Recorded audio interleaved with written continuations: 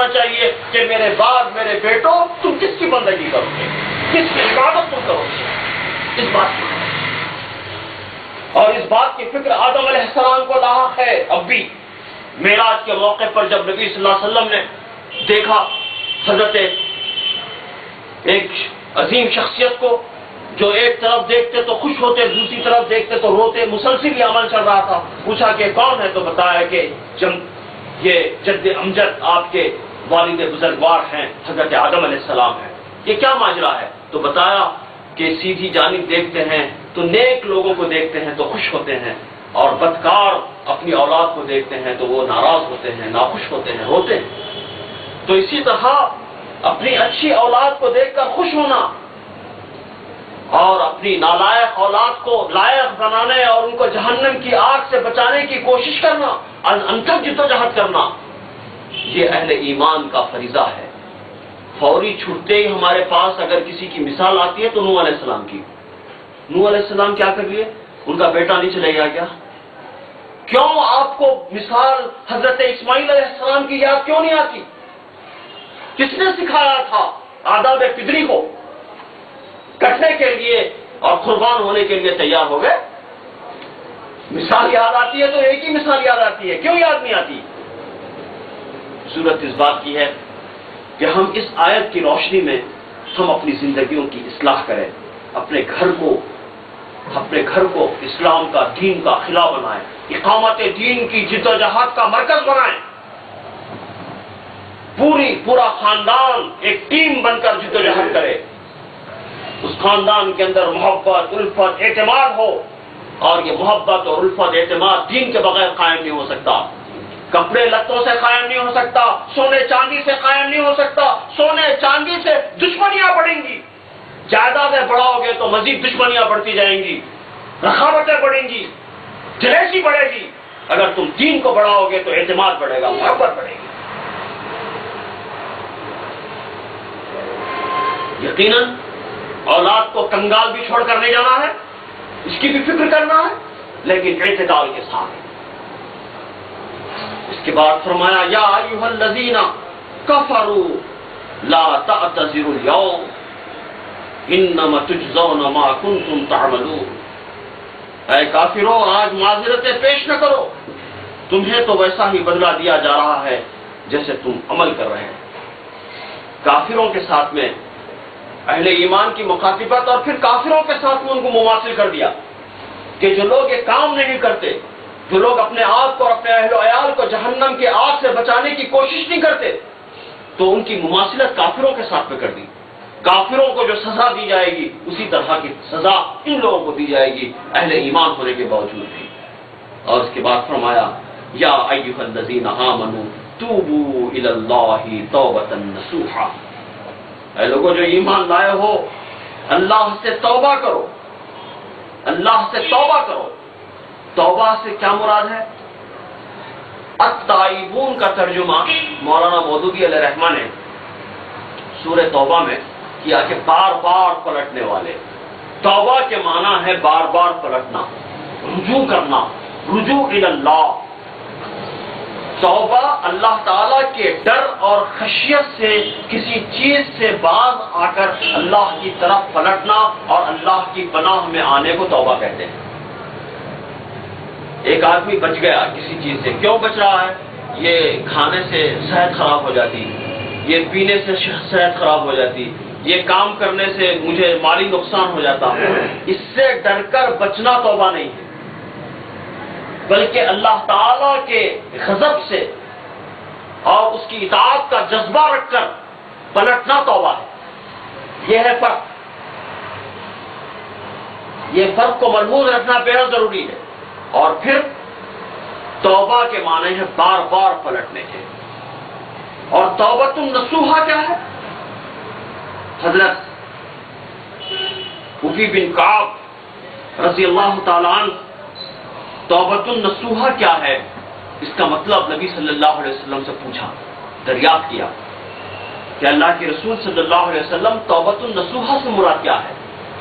تو آپ صلی اللہ علیہ وسلم نے فرمایا اس سے مراد یہ ہے کہ جب کوئی قصور تم سے ہو جائے تو اپنے گناہ پر نادم ہو، شرمسار ہو اور شرمندگی کے ساتھ میں اللہ تعالیٰ سے استغفار کرے اور آئندہ کبھی وہ فعل اور ارتکاب نہ کرے، کبھی اس کا ارتکاب نہ کرے. اس کو کہتے ہیں توبۃ النصوح. حضرت ابن عمر رضی اللہ تعالیٰ، حضرت ابن مسعود رضی اللہ تعالیٰ، حضرت عبداللہ بن عمر رضی اللہ تعالیٰ اور ان تمام صحابہ سے مروی ہے کہ توبۃ النصوح سے مراد انہوں نے جو تعریف بیان کی وہ یہ ہے کہ آدمی توبہ کرنے کے بعد پھر اس گناہ کا اعادہ نہ کرے، اس گناہ کا پھر اعادہ نہ کرے. آدمی توبہ کرے پھر گناہ کرے، توبہ کرے پھر گناہ کرے، یہ دراصل توبہ کے ساتھ مذاق ہے. گویا کہ اس نے سچی توبہ نہیں کی، توبہ کے ساتھ وہ کھلواڑ کر رہا ہے، توبہ کے ساتھ وہ مذاق کر رہا ہے. اور توبۃ النصوح کیا ہے؟ حضرت علی رضی اللہ تعالیٰ نے ایک شخص کو دیکھا، ایک بدوی کو دیکھا، ایک اعرابی شخص کو جو بہت زور زور کے ساتھ وہ استغفار پڑھ رہا تھا اور توبہ کر رہا تھا اور جلدی جلدی استغفار کے الفاظ دہرا رہا تھا، جلدی جلدی دہرا رہا تھا. تو آپ رضی اللہ تعالیٰ نے فرمایا یہ دیکھ کر کہ یہ توبۃ الکاذبین ہے، یہ جھوٹوں کی توبہ ہے. تو اس نے پوچھا کہ اے علی رضی اللہ تعالیٰ، پھر سچی توبہ کیا ہے؟ توبۃ الصادقین کیا ہے؟ سچی توبہ کیا ہے؟ توبۃ النصوح کیا ہے؟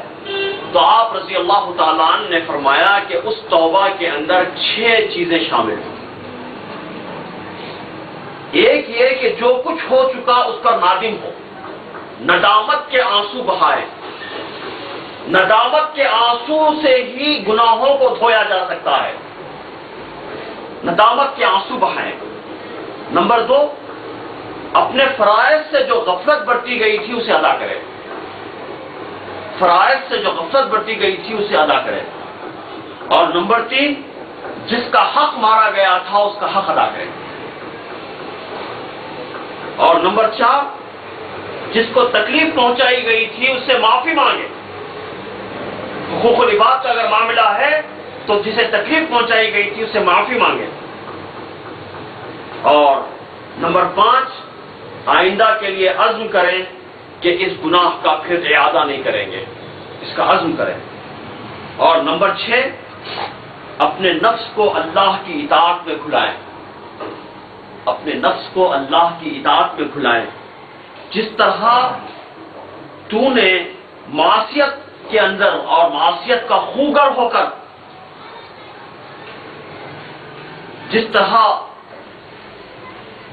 اس کا مزہ تو نے لوٹا تھا، اسی طرح تو اب اطاعت کی تلخیاں جھیل. تو اسی طرح کی توبہ حضرت اکرمہ نے کی تھی، اسی طرح کی توبہ. جب اکرمہ رضی اللہ تعالیٰ ان مجرمین میں سے تھے جن کے لیے اللہ کے نبی صلی اللہ علیہ وسلم نے اعلان کیا تھا کہ اگر یہ خانہ کعبہ کے خلاف سے بھی چمٹے رہیں تو ان کو پکڑ کر مار دیں. ان مجرمین میں سے تھے، بھاگ گئے، فرار ہو گئے فتح مکہ کے وقت. اور جب کشتی کے اندر طغیانی آئی تو ملا نے کہا، کچھ لوگ لات کو پکار رہے تھے، منات کو پکار رہے تھے، بتوں کو پکار رہے تھے. تو ملا نے آ کر کہا کہ کسی کو پکارنے سے کوئی حاصل نہیں ہوگا، ایک اللہ کو پکارو، ہو سکتا ہے کہ تم اس مصیبت سے بچ جاؤ گے. تو حضرت اکرامہ کے دل میں بات آئی، ارے یہ ایک اللہ کو پکارنے کی تو بات تھی، یہی تو ہمارا جھگڑا تھا. میں اب پورے اخلاص کے ساتھ ایک اللہ کو پکارتا ہوں، اگر میں اس سے بچ گیا تو میں نبی صلی اللہ علیہ وسلم کی پناہ کے اندر چلا جاؤں گا. بس بچ گئے.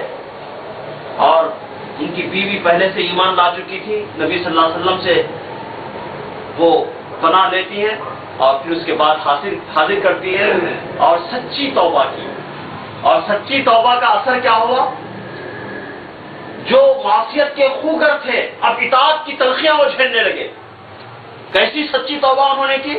حضرت ابو بکر صدیق رضی اللہ تعالیٰ عنہ کا دور خلافت ہے، صبح جنگ ہونے والی ہے، رات میں تمام خیمے لوگ آرام کر رہے ہیں، حضرت ابو بکر رضی اللہ تعالیٰ عنہ امیر المومنین یہ دیکھنے کے لیے نکلے رات کے وقت میں کون کیا کر رہے ہیں دیکھیں، تو ایک خیمے کے اندر چراغ جل رہا ہے اور ایک شخص ہے، ہچکیاں لگی ہوئی ہیں، روتے جا رہا ہے، کہتے جا رہا ہے کتابی ربی ہے، میرے رب کی کتاب، میں نے تیرے ساتھ ظلم کیا، اور بار بار روتے جا رہا ہے۔ اندر جب داخل ہوئے تو آہٹ سنتے خاموش ہو گئے، دیکھا تو پورے ہتھیار بھرے ہوئے تھے، اور کہا کہ اکرما تم نے تو اس جنگ کے اوپر بہت کچھ خرچ کر دیا۔ تو فرمایا کہ اے امیر المومنین، میں جب کفر کی حالت پہ تھا تو میں اس سے زیادہ خرچ کیا، تو اب آج ایمان کی حالت میں ہوں تو میں کیا خرچ نہیں کر سکتا؟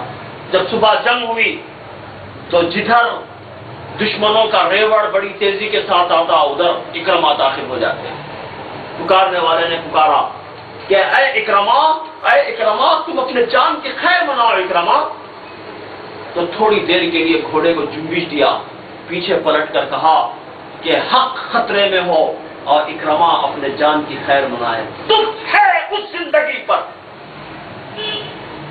یہ کہتے ہوئے داخل ہو گئے، اور مورخ لکھتا ہے کہ اکرما کی نعش کو پہچاننا مشکل ہو گیا تھا۔ یہ ہے توبۃ النصوح،